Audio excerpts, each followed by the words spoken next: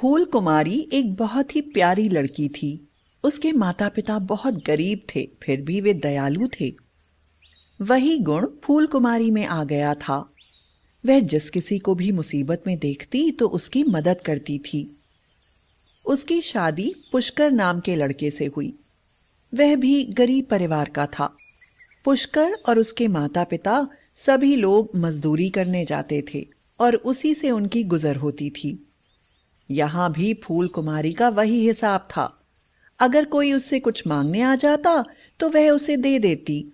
कभी कोई पड़ोसन आ जाती और कहती, बहन तुम्हारे यहाँ थोड़ी चीनी होगी, दे दो, आज हमारे यहाँ चीनी खत्म हो गई है। मेरा बेटा दूध के लिए रो रहा है, वह ऐसे दूध ही नहीं पीता। तो वह उसको कटोरी भर चीनी ऐसे ही दे देती। कभी कोई और पड़ोसन आ जाती और फूल कुमारी से कहती, बहू मुझे 100 रुपए उधार दे दो, अपनी बच्ची की मैं दवा लेने जा रही हूँ, मेरे पास नहीं है, मैं तुम्हें वापस कर जाऊंगी बाद में। तो फूल कुमारी दे देती। उसकी सास उसे डांटती थी और उससे कहती थी, तुमने क्या धर्मशाला खोल रखा है? हम लोग कौन से अमीर हैं? कोई ना कोई रोज तुमसे कुछ ना कुछ मांगने चला आता है और तुम उसे दे देती हो। फिर ऐसा होने लगा कि फूल कुमारी सबके सामने किसी को कुछ नहीं देती, लेकिन फिर चुपके से दे देती थी। पूरे मोहल्ले की औरतें इकट्ठे होकर जब बातचीत करती तो कहती थीं, ऐसी बहू हमने कभी नहीं देखी है, वह तो बहुत अच्छी है। इनके घर में तो लक्ष्मी आ गई है, लेकिन बेचारी बहुत तकलीफ भोग रही है। फूल कुमारी की इस परोपकार की भावना से उसकी सास और पुष्कर उससे बहुत नाराज हो जाते थे। एक बार ऐसा हुआ कि लगातार पानी बरस रहा था। सब लोग मजदूरी करने के लिए गए। वे बाजार में खड़े थे, लेकिन उन्हें कोई काम नहीं मिल रहा था। फिर सभी लोग लौट आए। आज कोई काम नहीं मिला है, भूख के मारे हालत खराब है, क्या किया जाए? कई दिनों तक उनको कोई काम नहीं मिला। वे बाजार जाते, खड़े रहते और निराश होकर घर वापस लौट आते। जो कुछ घर में रखा था वह पहले ही खत्म हो गया था। अब घर में खाने के लिए कुछ भी नहीं था। वे सब बहुत भूखे बैठे थे और कह रहे थे, हे भगवान, आज क्या खाएंगे? इतनी जोर की भूख लगी है, आज तो घर में कुछ भी नहीं है। आज मजदूरी नहीं मिली तो आज खाना भी नहीं मिलेगा। यहाँ तो रोज कुआं खोदो, रोज पानी पियो वाली हालत है। तभी उसकी पड़ोसन पुष्पा आ गई। लो, आ गई कुछ मांगने। अरे भाभी, उदास क्यों हो? क्या हुआ? आज हमारे यहाँ कुछ है ही नहीं। इतना सुनते ही पुष्पा अपने यहाँ गई और दाल, चावल और सब्जी ले आई। अभी खाना बना लो, तुमने तो हमारी बहुत मदद की थी। अब फूल कुमारी ने चूल्हा जलाया। पहले उसने दाल बनाई, उसके बाद चावल बनाए, फिर सब्जी और रोटियां सेकने लगी। अम्मा जी आइए, खाना खा लीजिए। सब लोग खाना खाने के लिए बैठे ही थे। सब लोग बहुत भूखे थे। तभी बाहर से आवाज आई, क्या इस गरीब के लिए कुछ है?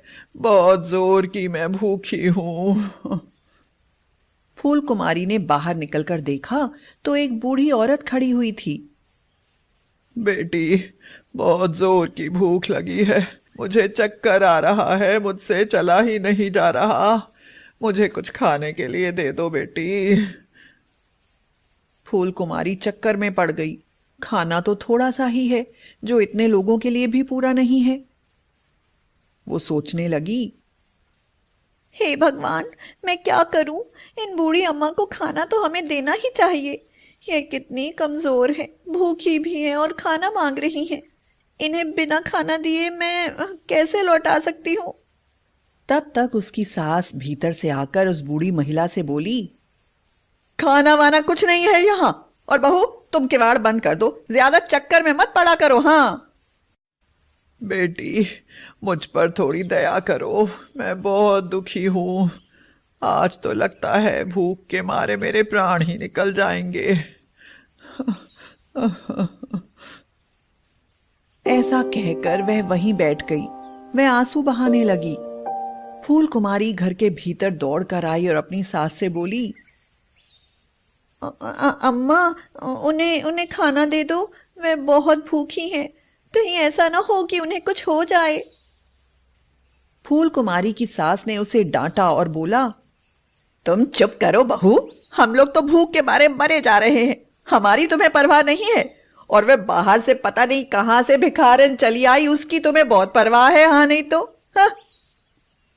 पर अम्मा, जरा सोचो, हमें भी तो पूरे 2 दिन हो गए कुछ नहीं खाया है, हमको भी तो चक्कर आ रहा है।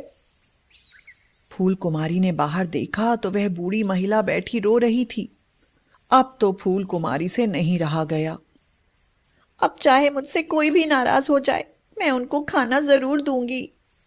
वो थाली में खाना परोस कर ले आई और उस बूढ़ी महिला को दे दिया।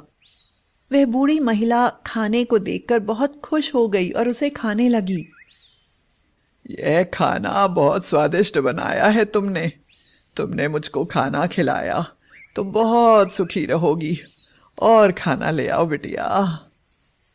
फूल कुमारी मना नहीं कर सकी, वह और भी खाना परोस कर ले आई। बूढ़ी महिला को पता नहीं कितनी भूख लगी थी, वह खाना खाती ही जा रही थी और मांगती जा रही थी, और ले आओ खाना।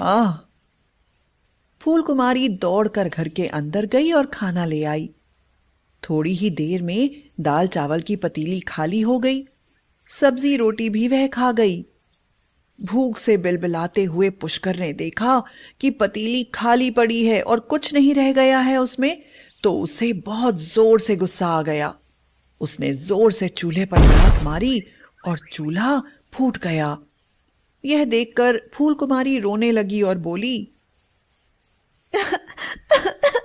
ये तो चूल्हा भी फूट गया, अब खाना कैसे बनेगा?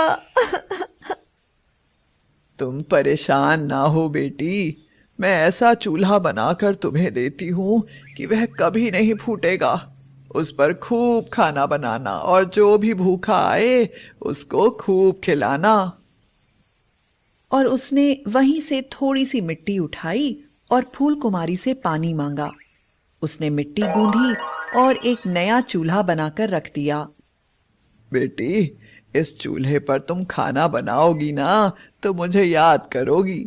तुम्हारे यहाँ कुछ नहीं है, तुम जिस चीज को बनाना चाहो उसका नाम लेकर चूल्हे पर पतीली रख दिया करना। ऐसा कहकर वह वहां से चली गई। फूल कुमारी ने चूल्हे पर खाली पतीली रख दी और बोली, मैं तो दाल बनाने वाली थी। अब तो एक बहुत बड़ा आश्चर्य हो गया। लकड़ियां उसमें अपने आप जलने लगी थीं। पतीली तुरंत ही दाल से भर गई। अब तो फूल कुमारी बहुत खुश हो गई। 1 मिनट में ही पतीली में दाल अपने आप बन गई। उसने दूसरी पतीली चढ़ा दी और बोली, मैं तो चावल बनाऊंगी। देरी नहीं लगी और चावल भी बन गए। अब तो फूल कुमारी जिस चीज को बनाना चाहती उसी का बस नाम लेती और वह चीज बनती चली जाती। यह देखकर फूल कुमारी के सास ससुर और पुष्कर बहुत खुश हो गए। वे फूल कुमारी की प्रशंसा करने लगे। अब सभी लोग खा रहे थे। जिसकी जो भी खाने की इच्छा होती वह उसी पकवान का नाम लेता और फूल कुमारी उसे बना देती। अब फूल कुमारी की सब लोग बहुत इज्जत करते थे। उसकी वजह से घर का कायाकल्प जो हो गया था।